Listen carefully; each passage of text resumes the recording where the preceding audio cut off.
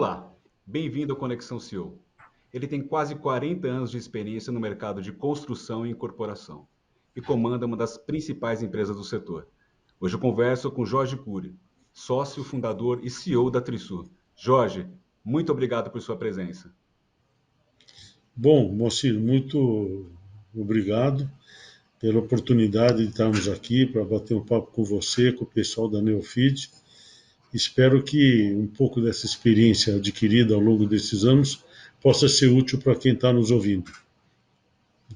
Jorge, é legal até falar com você, essa bagagem toda que você tem, porque assim, acho que o mercado aí de construção, de incorporação, é um retrato aí dos altos e baixos dessa loucura que é o Brasil, né? Se te pegarem no fim de 2019, começo de 2020, as expectativas ali depois de um tempo bem complicado eram ótimas. Aí veio a pandemia, se esperava que o setor sofreria, ele atravessou bem, e agora, como se esperaria também no começo do ano ali, que a coisa ia decolar de vez, tem um cenário meio incerto aí, né? Eu queria falar justamente um pouquinho desse cenário macro, como é que ele tá, como é que você está enxergando isso, como é que isso está impactando o setor?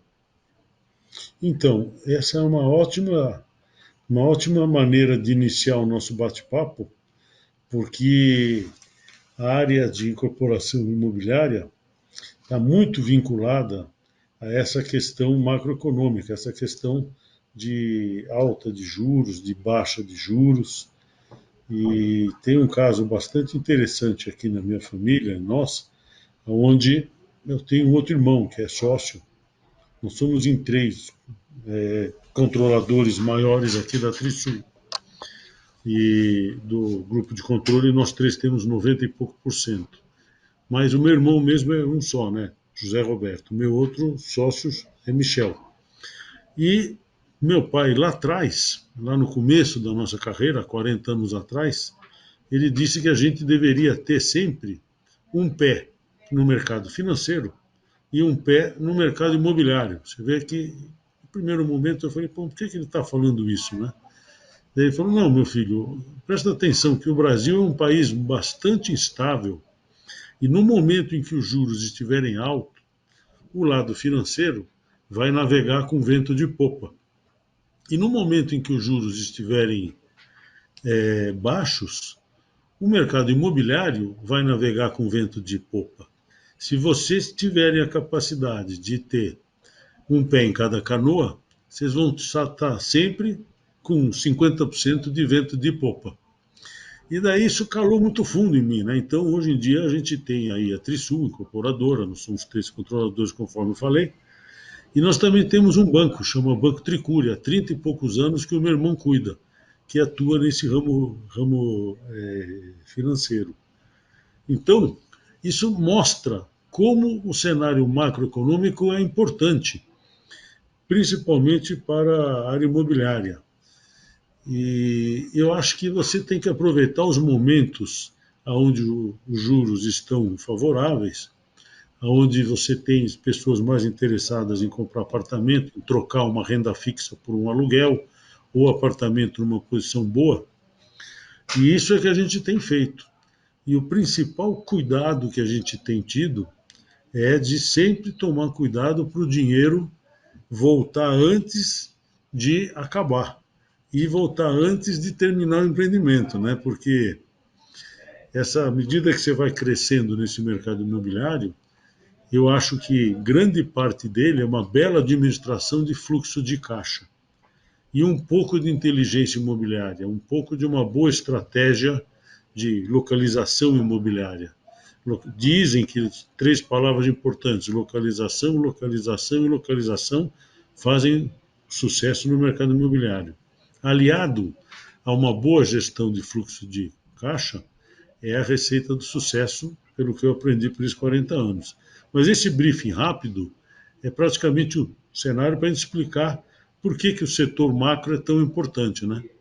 Então, voltando um pouco lá para trás, nós estávamos aí vivendo um período super de bonança pela Trisul, a partir aí de 2014, de 2015, estamos crescendo aí 30, a gente veio crescendo 30% ao ano, CAGR de 30%. aumento em lançamentos, aumentos em venda, aumentos em receita, em resultados e tal, e chegamos surfando muito bem no ano de 2019.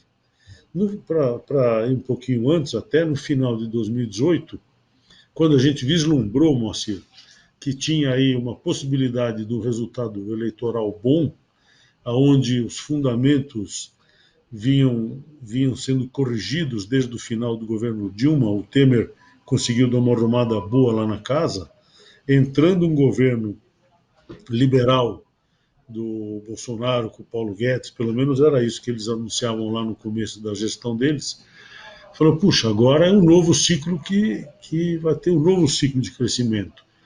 Quanto mais baixo o juro, mais vento de popa tem na área imobiliária.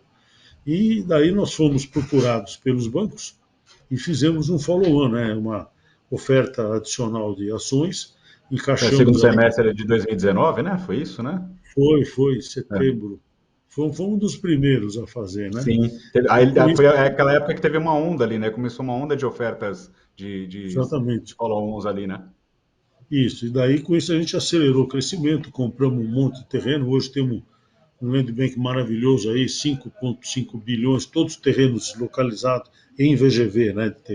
São uns 30 terrenos aí, todos localizados na Zona Sul e na Zona Oeste de São Paulo, que, na minha opinião, é a região mais migratória de valor de desejo, maior valor agregado que tem em São Paulo, sonho de consumo. Não foi aonde a gente começou a construir, né? Não tínhamos dinheiro, capacidade financeira para comprar os terrenos aqui. A gente veio vindo lá da Zona Leste, da Zona Norte. Quando conseguimos ter uma capacidade financeira maior, escolhemos o lugar onde tem maior valor agregado. Mas, voltando ao histórico, aí em 2019 a gente conseguiu fazer o follow-on e estávamos acelerando fortemente. Pô, vamos lançar aí cada vez mais, continuar a crescer 30% ao ano, uma beleza. Daí apareceu esse negócio dessa pandemia, né? Um puta de um susto enorme. Todo mundo, o que vai acontecer, não sabia nem se ia sobreviver. É. Então, e se você não sabe se você sobrevive, não sabe também se a empresa sobrevive, aí, quer dizer, fomos resolvendo, fomos entendendo a situação, e ao longo aí do fim de 2020, começo de 2021, nós vimos que veio a vacina e a vacina começou a resolver. Mas eu contei isso aí porque, na minha opinião, a gente teve um problema maior do que a vacina. É lógico, pô, olhando pelo lado social, perda de 500 mil vidas, 600 mil vidas, não tem preço, não tem nada. Mas olhando o setor nosso, e você teve uma disrupção da cadeia de fornecimento, teve uma volta do consumo muito rápida, as indústrias, pelo fato de fazer o home office, essas coisas todas pararam produção, só a nível de mundo, né?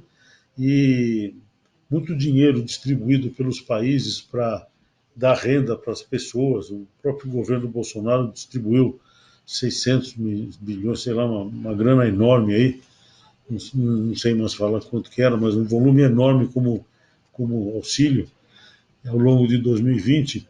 Isso gerou uma inflação, o que para nós foi mais pernicioso do que a tal da própria pandemia em si, porque nessa pandemia em si, a gente conseguiu colocar uma série de instrumentos digitais, tour virtual, assinatura eletrônica, como o DocSign ou outras ferramentas, e treinamento com nossos corretores, as pessoas se mostraram suscetíveis e abertas a esse tipo de experiência. Fizemos até lançamento 100% virtual, várias vendas de maneira remota.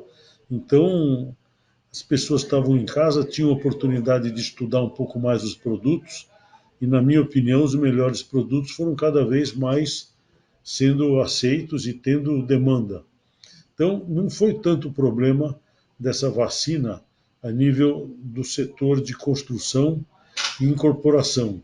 As obras nunca pararam, nós colocamos um protocolo super rígido, maravilhoso lá, aprovamos com o governador, aprovamos com o prefeito, nunca parou as obras. Os estandes ficaram fechados durante um período e já retomaram muitos de maneira virtual, conseguimos, tanto que a gente teve um belo resultado em 2020. Então, talvez seja um caso atípico, né? Quem está no comércio, quem está em shoppings, quem tá, não teve o mesmo sucesso, mas agronegócio e indústria da construção teve uma bela resposta a isso. Por isso que eu digo que a Destoaram pandemia, positivamente, né? graças a Deus, para manter emprego, recolher imposto, fazer essas coisas todas. Graças a Deus que foi esse cenário. Agora, para nós, o que veio incomodar mesmo foi a consequência disso, né? Porque com a volta do consumo e com o fornecimento a nível mundial atrapalhado, veio a inflação, aumentou, veio o aumento de commodities, aumento do dólar, então o preço do aço aumentou, o preço do cimento aumentou, do alumínio aumentou, a Braskem eu soube aí, não é oficial, mas soube que vendeu muito nafta lá para fora, porque o dólar estava caro, daí não tinha nafta para fazer tubo de PVC aqui. O cobre lá no Chile também, as minas fecharam, não tinha cobre. Então, os equipamentos para instalações elétricas e hidráulicas que encareceram e faltaram.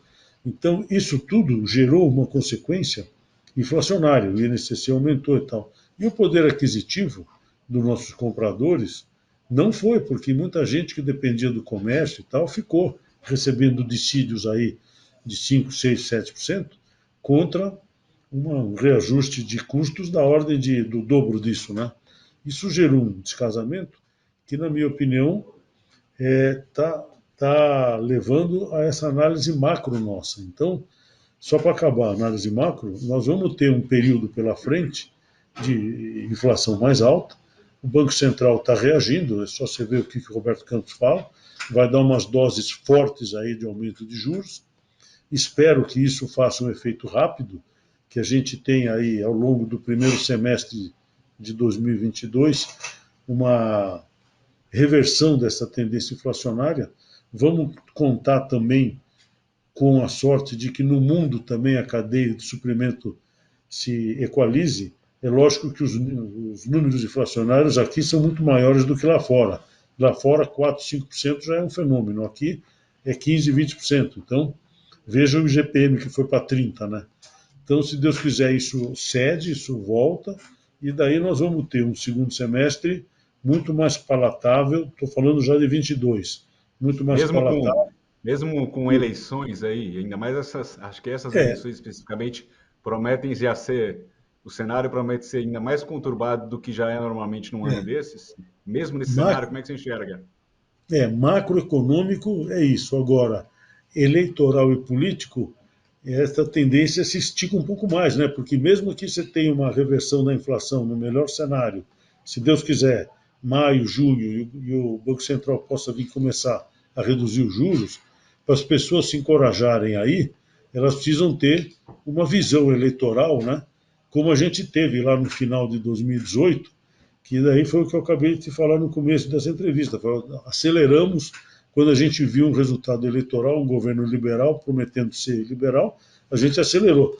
Tomara que a gente passe um período aí de julho, agosto, junho, julho até outubro de transição, de juros caindo, de setor macroeconômico se reestruturando, se corrigindo, para somado com o resultado favorável da eleição, a gente ter daí de final de 2022 para frente, um novo ciclo de crescimento econômico brasileiro. É isso que eu vejo como macroeconomia, é isso que eu torço para que aconteça e para isso que nós estamos preparando, estamos mantendo a empresa preparada com esta esperança, com esse cenário.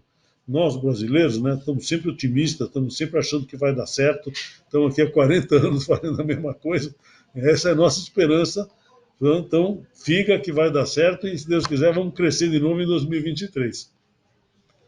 Vocês, como é que esse cenário, né, dado esse cenário que você traçou, como é que isso tem influenciado nas estratégias aí, no posicionamento da própria Trisul? Como é que vocês estão se preparando para esse cenário? E também olhando, vocês estão próximos de alcançar o VGV que vocês tinham projetado para esse ano, né, de 1 bilhão e pouco, é isso, né? Isso. Se você olhar, a gente deve olhar o posicionamento da empresa, da Trisul, como um filme, sempre como um filme, nunca como uma foto, né?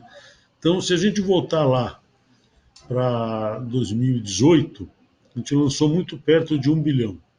Daí, quando chegou em 2019, também 1 bilhão, 1 bilhão e 100. Daí, 2020, nós conseguimos lançar perto disso, perto de, mesmo com toda essa pandemia, dificuldade para as aprovações e tal, todo mundo trabalhando em remoto, a gente conseguiu também chegar perto desse 1 bi. E esse ano, em 2021, devemos bater em 1,7 bi, que no fundo o que está válido é um guidance bianual nosso, 2021, entre 2,8 e 3,2. Então, se você pegar 1,100 com 1,7, dá 2,8, atingimos o guidance bianual. Mas o mais importante disso não é tanto atingir o guidance, né? É você atingir o guidance e, junto com o que você lança, trazer números de boas margens bruta, boas margens líquidas, baixo estoque, tanto pronto, boa performance em cada lançamento, bom ciclo, curto ciclo entre comprar o terreno e lançar, e o ciclo menor possível entre lançar e construir. Com isso, você consegue ter um ROI, uma taxa interna de retorno na empresa, que beneficia os acionistas, porque, basicamente, o objetivo de uma empresa SA não é ser uma patrimonialista nem nada. O mercado não valoriza se você tem uma sede, se você tem um imóvel de renda e tal. O mercado valoriza o seu retorno sobre o investimento, o seu ROI. Então, quanto menor o ciclo, quanto maior a margem, melhor o ROI, mais dividendo você distribui e todo mundo fica contente. Então, esse é o objetivo. Por isso que tem que olhar no filme. Nós estamos procurando manter o nível de receita de um nível estável e aumentando ano a ano, com a mesma estrutura de custo, logo a margem líquida vai aumentando ano a ano. Esse é o objetivo. Para 2022, em função desse cenário tumultuado que a gente falou agora há pouco, macroeconômico e político-eleitoreiro, não sei como é que nós vamos ter, se nós vamos ter muita chance de lançar o mesmo volume que lançamos esse ano. E principalmente que eu não sei se vai ser bom negócio lançar no primeiro semestre muita coisa, porque ainda vai estar subindo juros, ainda vai estar baixando a inflação. Então pode ser que esses lançamentos se concentrem mais do meio do ano para frente. Mas pelo menos se a gente atingir a média do que a gente fez nesses 4 anos, algo entre 1 bi e 1,2 bi, nós já estamos mantendo o nível de receita. É mais ou menos isso, e a rentabilidade, a lucratividade e tudo. É mais ou menos isso que eu estou vendo no filme, Moacir, entendeu? E, se eu não me engano, esse ano, agora, até o terceiro trimestre, vocês lançaram 6 empreendimentos, foi isso, né? Nós estamos com coisa como praticamente 1 bilhão lançado. São 6 E o que empreendimentos. tem para esse trimestre agora, Jorge? Tem Esse é mais 3. Tem mais 3. Tem um empreendimento pertinho aqui da Paulista, chama Connect Paulista, um empreendimento super bem encaixado, de apartamentos de 2 dormitórios, 1 dormitório e estúdios, que está tendo muita resposta na pré-venda, nas ofertas, para lançar o próximo fim de semana. Próximo fim de semana ou esse fim de semana? No próximo. O próximo, isso. E eu acho que as expectativas vão ser superadas ali. Muito bom, com o Almirante Leão, né? E, e mais 2 outros empreendimentos, aí sim, apartamentos de 3 e 4 quartos, que é o que nós estamos fazendo cada vez mais. Nós estamos, em função de todo esse cenário macroeconômico, o que a gente fez? Nós estamos fazendo um negócio, Moacir, acima de tudo, numa condição única. Se você olhar no hemisfério sul, se você abrir seu raciocínio para o hemisfério sul da Terra, acho que São Paulo, a cidade de São Paulo, Zona Sul e Zona Oeste, é uma cidade de alto poder aquisitivo, um lugar onde você consegue dar guidance de 2 bilhões por ano tranquilamente, com produtos que se vendam acima de 10, 12 mil reais. E eu te digo, é difícil achar outro lugar na América, no hemisfério sul, que tenha essa condição, que São Paulo tem. Então, se nós estamos aqui, e nós temos um mercado consumidor de um público resiliente, de alto poder aquisitivo, por que nós não exploramos esse público? Isso que a Trisul tem feito nos últimos anos. A gente tem levantado a nossa régua cada vez mais. Hoje o nosso preço mínimo de venda em produtos é coisa como 12, 13 mil reais. E a gente vende aí de 12 mil, 13 mil reais até 30 mil nesse patamar. E as pessoas que nos compram são pessoas que realmente buscam uma boa localização, uma boa planta, um apartamento adequado à vida moderna, um apartamento que tem a possibilidade de usufruir de todas as consequências dessa pandemia, em termos digitais, em termos de informática, em termos de tudo. E, pelo fato de ser na Zona Sul e na Zona Oeste, em localizações excepcionais, ela tem uma liquidez muito grande, uma valorização e uma liquidez muito grande. Qualquer tropeço que tenha, qualquer precisa que tenha que vender ou fazer, tem uma liquidez muito grande. Então, isso que eu acho que você proporciona para uma família, para uma pessoa, é uma reserva de valor quase igual um CDB de um banco grande, onde ele pode morar no CDB, entendeu? Onde ele pode morar lá na aplicação financeira dele. Ou, na pior hipótese, pode pegar o CDB, esse apartamento, e alugar como uma renda fixa. Qualquer momento que seu filho precisa, vai investir, abrir uma lojinha, abrir um negócio, você bota isso no mercado, 30, 40 dias, vende. Então, esse é o produto que a gente procura fazer, localizações nobres, bem posicionadas, boas plantas. E quando você consegue fazer isso numa escala de 1,5 bilhão, 1,5 bilhão a 2 bilhões por ano, você consegue ter uma operação muito segura. Então, eu acho que a Trisul tem uma das operações mais seguras do mercado, pela liquidez, pela valorização, pelo ciclo curto. E as pessoas que compram um apartamento nosso têm cada vez mais indicado boca a boca, né? Então, é mais ou menos isso que eu vejo. Agora, se a gente pensar, Jorge, pegar, por exemplo, o terceiro trimestre, né? As vendas de vocês, como eu acho que todo o setor, desaceleraram, né? Claro. Como é que, dentro daquele filme que você falou, como é que está esse trecho agora do quarto trimestre?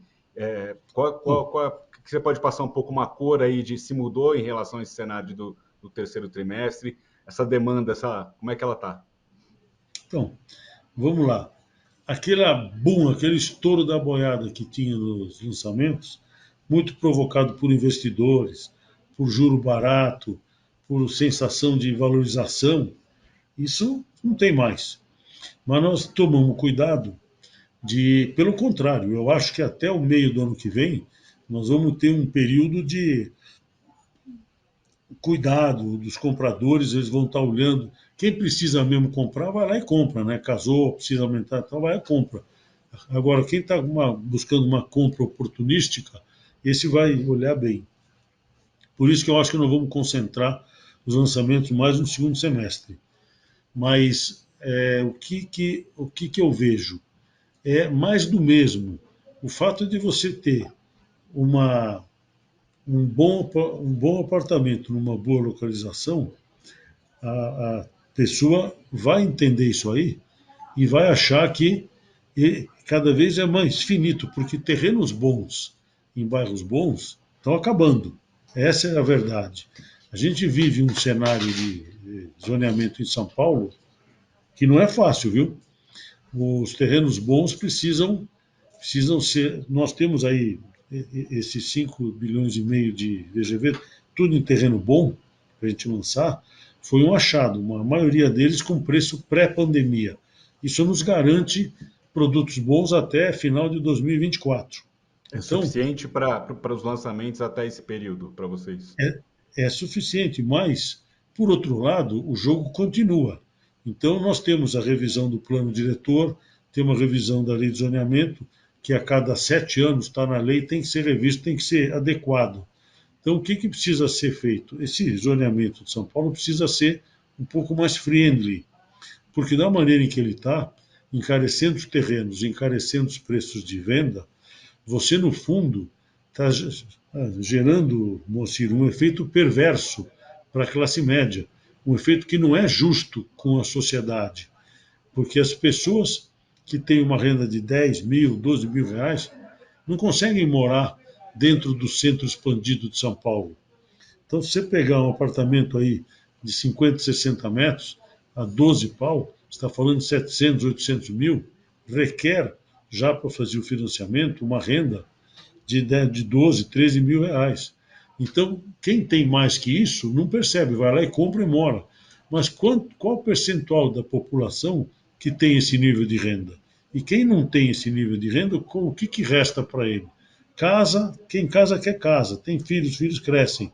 Acabam indo morar nas franjas da cidade, fora do centro expandido. E daí sofre uma hora e pouco com o trânsito para vir, para o trabalho, para voltar.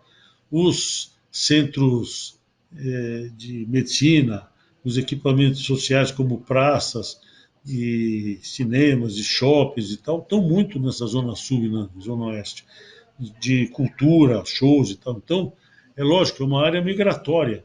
O ideal seria que tivesse mais disponibilidade de terrenos com um bom aproveitamento, com um belo adensamento, porque quanto mais terreno tem, menos custa, mais cai o preço e então o componente nosso é preço de terreno, preço de construção e margem de lucro. Se você abaixa o preço do terreno, o preço final abaixa também. Então, você coloca mais gente podendo morar. Tem uma estatística aí que nos próximos 10 anos, a gente até elaborou um estudo lá pelo Secov, pela Abrainc, para defender essa tese que eu estou te falando, mas ao longo dos próximos 10 anos em São Paulo, entre novas moradias, de necessidade de novas moradias, você pode contar com alguma coisa entre 600 a 800 mil unidades. Vão ser construídas. Vão ser construídas. Aonde? Você não sabe, mas vão ser demandadas e os incorporadores vão construir. Agora, os incorporadores, se tiverem oferta de terreno nesse centro expandido, constroem no centro expandido.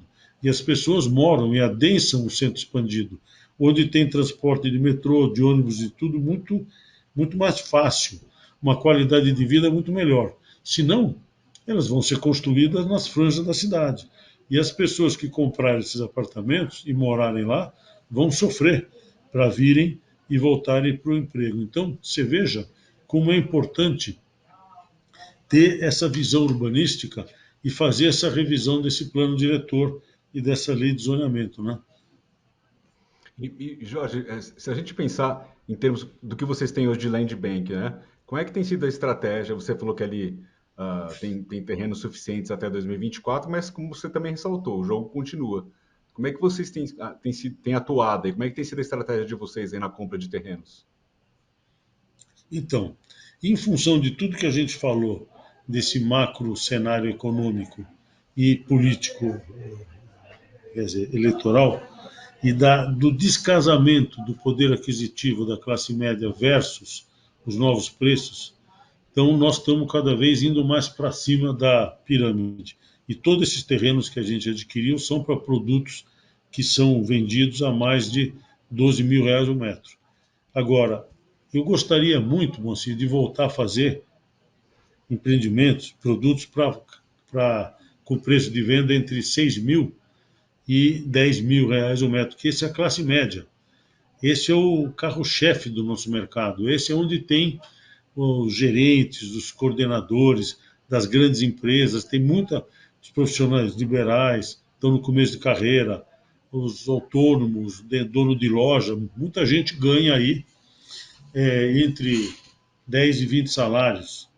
E é esse entre 10 e 20 salários que é o carro-chefe do nosso mercado imobiliário. Então, tem que realmente o país crescer um pouco, melhorar o poder aquisitivo, melhorar esse zoneamento, para que a gente possa voltar a fazer a nossa vocação. Nossa vocação sempre foi fazer empreendimentos para a classe média.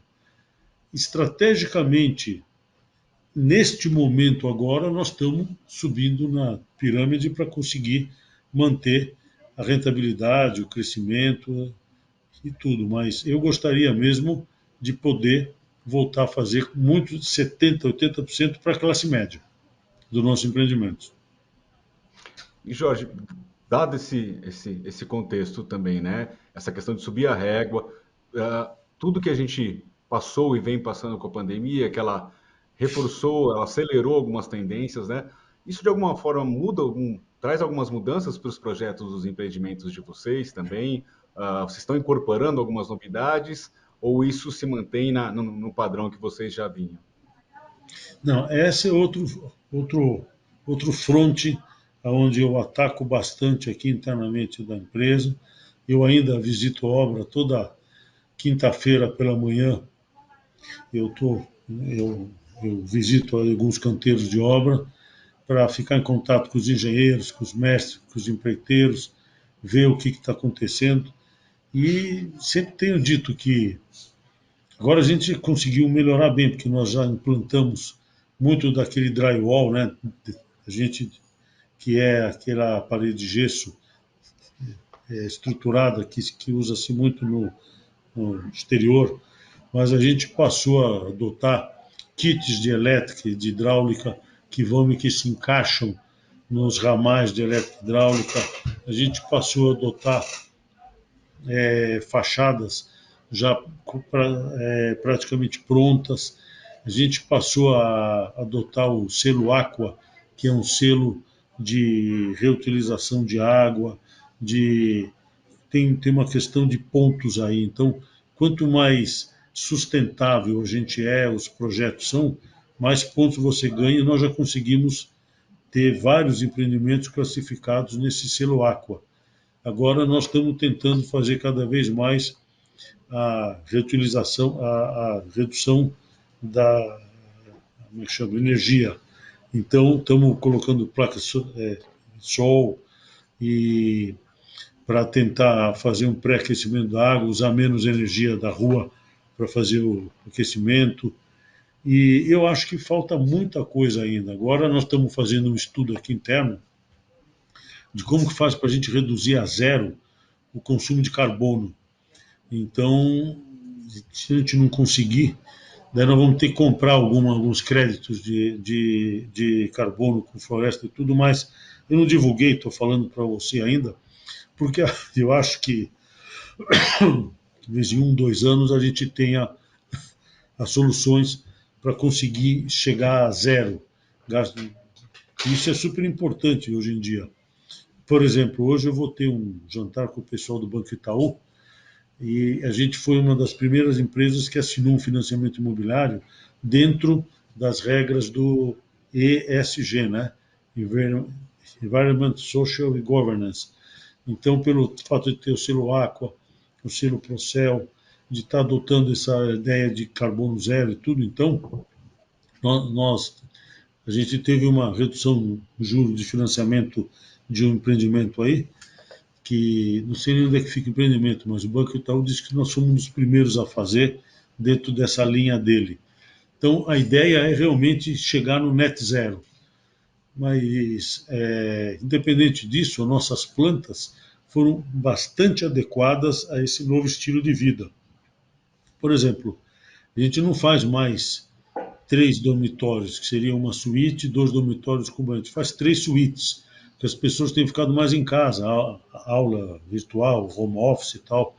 A gente colocou os terraços maiores, temos uma área de lazer muito mais adaptada à vida moderna. As pessoas passaram a. Você tem que ter uma academia maior, mesmo com reserva lá na academia, muita gente desce para fazer. Muita gente viu que realmente você precisa ter um pouco mais de saúde, um pouco mais de se mexer, fazer academia e tal. Aqueles espaços lá em cima, lá no rooftop, a gente fez muito lazer com vista bonita para a cidade, tem um lounge, as pessoas que moram no prédio se encontram. O salão de festa mesmo, a gente fez uma opção. Os prédios que estavam prontos, a gente estava entregando, que não dava para mudar mais, a gente decorou, a gente fez os móveis para transformar ao longo da semana em coworking. E no fim de semana volta a ser salão de festa. Ou os que estavam em produção, que deu, a gente já adequou, tem o salão de festa e tem o coworking.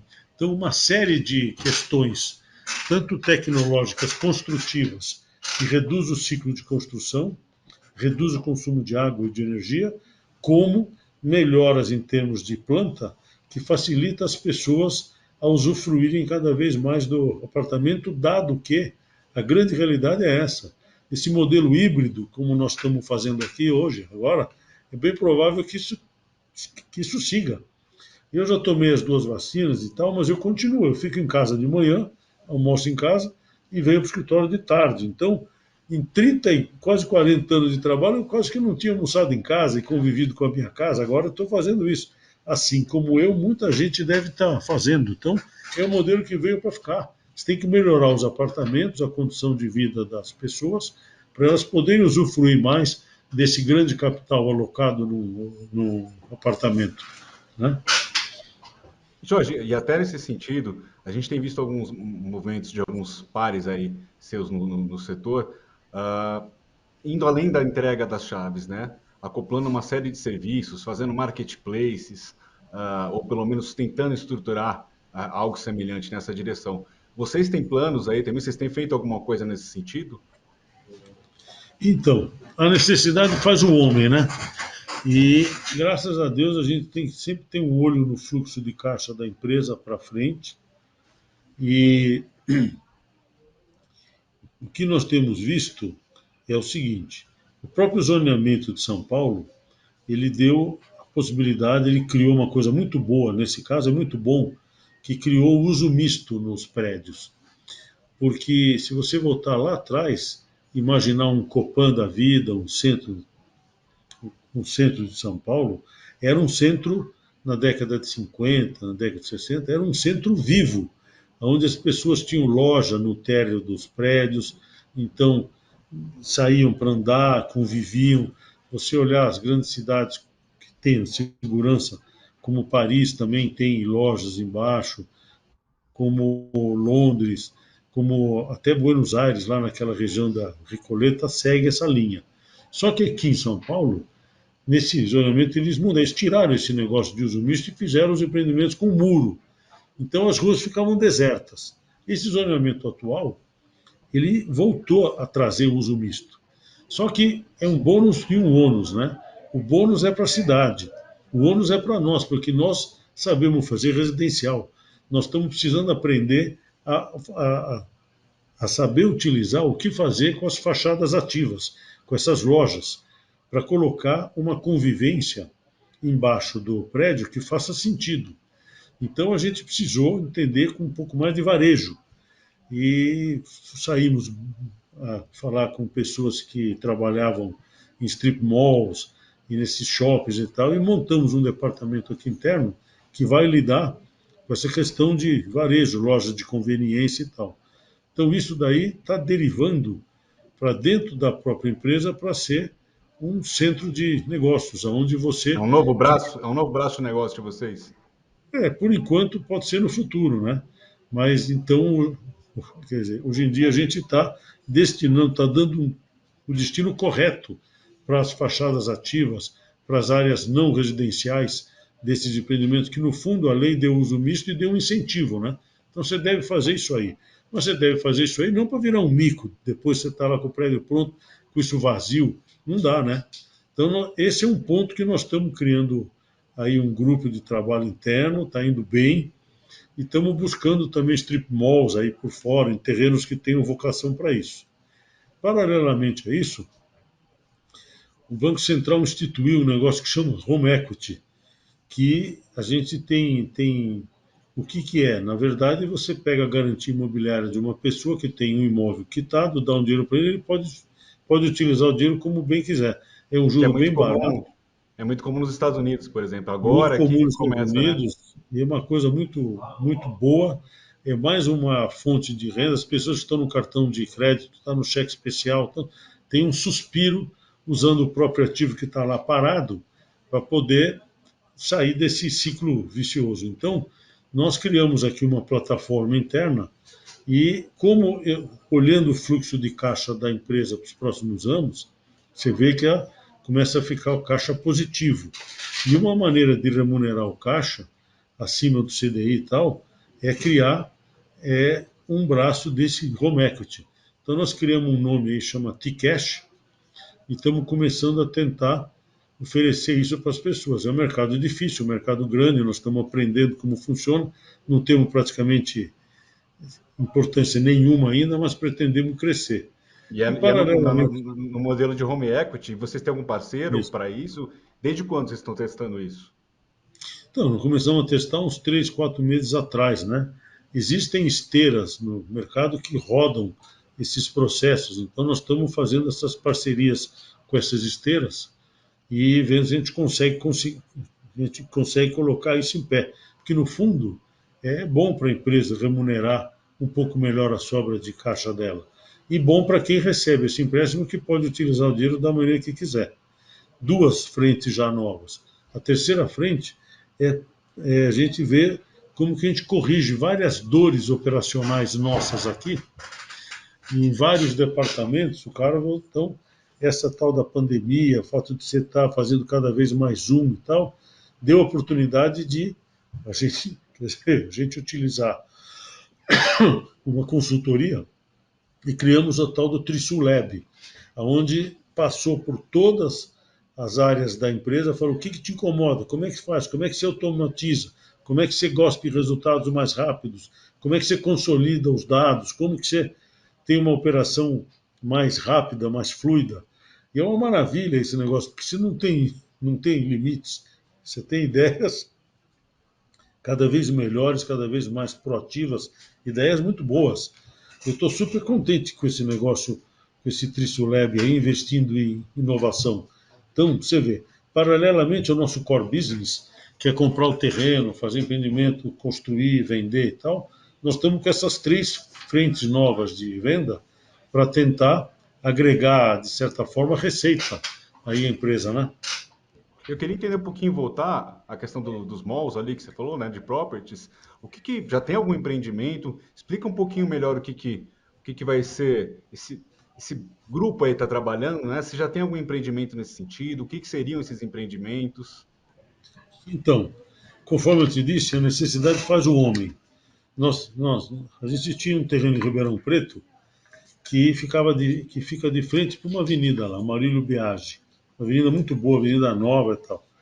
E nós estávamos achando que era um desperdício fazer um empreendimento residencial lá, dado que o crescimento da cidade, valorização do terreno, já tinha vocação para alguma coisa comercial. E esse grupo que veio aqui, que a gente trouxe para estudar as fachadas ativas, vislumbraram um strip mall lá. Então já está pronto, foi inaugurado agora em outubro. Então a gente colocou, tem um Burger King, tem uma academia, tem uma lavanderia, tem 10, 12 lojinhas lá, tem um estacionamento assim na frente, e deu uma tremenda de uma renda. E agora tem os fundos aí que nos procuraram, que já está funcionando, querem comprar. Mas não sei se nós vamos vender, não. Agora aqui ficou pronto. É o Então, primeiro braço mais voltado à locação também de vocês, além disso, né? exatamente. E daí nós estamos já vendo coisas nesse sentido em cidades como Itu, São José dos Campos, Sorocaba, mesmo aqui em São Paulo, tem esse grupo já trouxe um pipeline deles de terrenos que sirvam para fazer isso aí. E a gente fica entendendo que, de repente, tem mais ou menos umas 50 empresas de lojas de conveniência em vários ramos, né? E esses são os clientes. Então, você acaba criando uma parceria com eles para colocar os seus strip malls aí de pé. É isso aí, a ideia é essa. Tem muito trabalho a fazer ainda, tem muito que progredir com E a parte home do, equity, com properties, com o Trisulab, mas é uma pequena derivação que nós estamos tentando fazer. a parte do home equity, vocês já estão, então, você disse ali há 3, 4 meses, vocês pretendem dar mais escala a isso e eventualmente também incluir outras modalidades de crédito, outros produtos financeiros? Como é que vocês estão vislumbrando aí essa frente? Não, não é o nosso expertise. Nós acho que, como a gente sabe avaliar um apartamento e a gente empresta praticamente 50% desse valor pela, pela nossa avaliação, é bom a gente ficar nisso daí só. Conforme eu te disse, não é um novo business, e é uma maneira de remunerar um pouco mais o caixa, um pouco melhor o caixa da empresa, né? Mas a nossa vocação mesmo é incorporação. A gente, em São Paulo, na Zona Sul, na Zona Oeste, e se Deus quiser, voltando a fazer mais para a classe média, assim que o poder aquisitivo e as condições de mercado permitam. E Jorge, na questão do do Lab, eu sei que é bem recente, mas já tem alguma coisa ali, alguma ideia que está ganhando mais fôlego? Tá saindo um Tem pouco ali muita, só do plano da ideia mesmo? Alguma coisa que você possa falar? então, em números redondos, alguma coisa assim, a gente tinha, a gente detectou umas 45 dores aí. Fomos afunilando, afunilando e estamos aí umas cinco startups para tomar conta da solução. Elas têm vocação para tomar conta de 5 a 7 dores que resultaram as mais. Foi fazendo um funil, né? Das 45, 7, com 5 startups a gente deve fazer o término desse primeiro Trisulab. Em seguida, o que sobra dessas dores, a gente cria uma segunda rodada de busca de soluções, startups, para que cresça. Daí vamos reavaliar as dores, porque uma pode ter melhorado, outra pode ter piorado e tal. Então, isso foi mais um aprendizado, Moacir. Isso é uma coisa que você precisa criar uma dinâmica, né? Com organização e dinâmica. Vamos corrigir isso aqui. Quando acabar, a gente pega essas aqui e vamos corrigir. Isso é uma maravilha, porque integra muito a empresa. Isso é bem interessante. Mas Tem não é algum. fácil não, viu? É uma novidade. Eu já que estou com uma certa idade, ficar se expondo a isso aí, eu aprendo muito mais do que ensino. E com essa juventude, Acho com que essa na verdade é molecada uma nova, troca ali, né? É uma não tem troca, na dúvida. verdade, né? Deixa eles irem fazendo. Tem geração nova aqui. Tenho 2 filhos que já estão na empresa. É o Meu que eu ia te sócio Michel. perguntar. Eu queria te perguntar, você Isso. tem uma parceria bem, você até citou do seu irmão, vocês têm uma parceria afinada, né? Em termos de sucessão, vocês têm alguma coisa preparada? Você comentou agora que seus filhos já estão aí na operação. Fala um pouquinho dessa questão. Isso, então.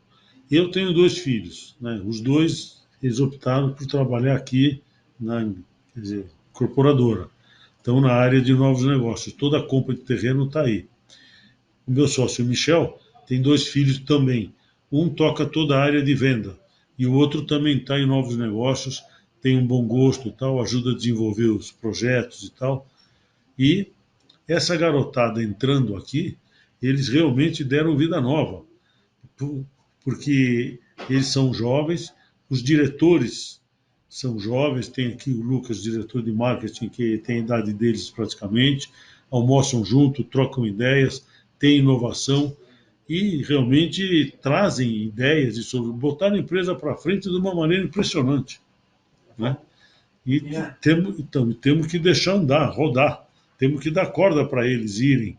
É lógico que cabeça branca minha e do Michel aqui atrás, a gente vai tentando segurar. E o meu irmão fica 100% do tempo dele, fica lá no banco, né? E ele vem no nosso conselho uma vez por trimestre, batemos papo. Eu almoço com ele 2, 3 vezes por semana, desço aqui no, quer dizer, fica um andar embaixo o banco. Então, vou. Lá eu sou do comitê, né? É fácil dar estilingada lá. E quando ele vem aqui, ele dá estilingada aqui. Então, Aí fica mas tudo certo, né? essa é uma, essa é uma parceria boa.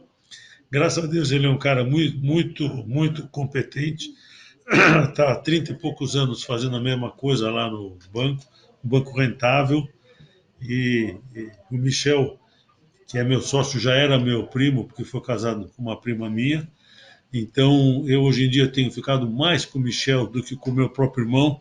De vez em quando gera um ciúmezinho, mas nós nos entendemos. Graças a Deus está tudo certo. E o principal é que essa garotada toque para frente. E eu estou esperando os filhos do meu irmão, que são mais novos, terem a vocação de vir, escolherem onde querem ficar. Se quer ficar no financeiro, se quer ficar no imobiliário. Vamos torcer o que eles querem. E aí, Mas é Jorge, super a partir, importante. do- a partir do momento que essa nova geração aí vai ganhando mais espaço, a gente espera, né? Que sobre mais tempo para outras coisas. O que você gosta de fazer fora aí da incorporação? Eu sei que você jogava tênis, então o que você gosta de fazer um pouco aí quando se tem o tempo livre? A vida inteira eu fiz esporte, a vida inteira. Joguei futebol, joguei tênis, jogo golfe e faço tudo mal feito, mas faço, né? Bicicleta, corrida, faço de tudo, procuro manter o peso e tal. E o que vai acontecer naturalmente, quer dizer, é isso, eu vou passando o bastão, vou ficando cada vez mais no conselho. A governança que a gente criou aqui é muito boa, porque a gente criou um termo aí, chama Comitê de Investimento. Então, o conselho delegou para mim e para o Michel os votos nos investimentos feitos. Então, na compra de terreno, o comitê de investimento são 2 votos e tem que ser por unanimidade. Eu e ele a gente vota, então compra esse terreno, vamos lançar para esse preço, vamos fazer então, vamos pegar um capital de giro, não vamos? Então, essa governança está muito boa, porque com isso eu consigo soltar os meninos e os diretores novos e tal para a parte operacional e ficar recebendo aqui o pacote completo para a gente decidir o gol, não gol, através desse comitê de investimento. Isso foi uma solução muito boa, que quando a gente reestruturou a empresa aqui, a Integration que nos trouxe, que propôs isso, está funcionando muito bem. Isso vai me permitir, talvez, melhorar um pouquinho mais no meu jogo de golfe, que é difícil, viu? Um esporte difícil. Se não jogar, não melhora. Mas é bom também para, até para, tanto como você desanuviar um pouco do trabalho, mas até também para pensar em outros terrenos aí, né? Sem dúvida nenhuma. Procurando ter a cabeça aberta para ver como é que dá para posicionar. Não. Bacana, bacana. Muito obrigado mais uma vez pelo papo, viu, Jorge? Eu que agradeço, Moacir. Bacana, a gente falou de vários assuntos, vários temas. Espero que tenha sido útil aí para todo mundo, um pouco passar um pouco dessa vida, desse dia a dia da nossa vida, porque empreender aqui no Brasil não é fácil, não. A pessoa tem que ter sempre um cuidado para não deixar ser pego pelas curvas do caminho, pelas mudanças de cenário econômico, muito cuidado com a alavancagem e muita atenção no retorno do dinheiro, sempre segurança. É isso que a gente pode falar e desejar que usufrua um pouco do que a gente falou aqui. Legal, legal. Obrigado mesmo mais uma vez. As conversas com você são sempre muito boas. E Obrigado. obrigado a você que nos acompanhou. Você pode conferir esse e outros conteúdos no nosso canal no YouTube, Neofeed Brasil, e também no neofeed.com.br. Até o próximo programa.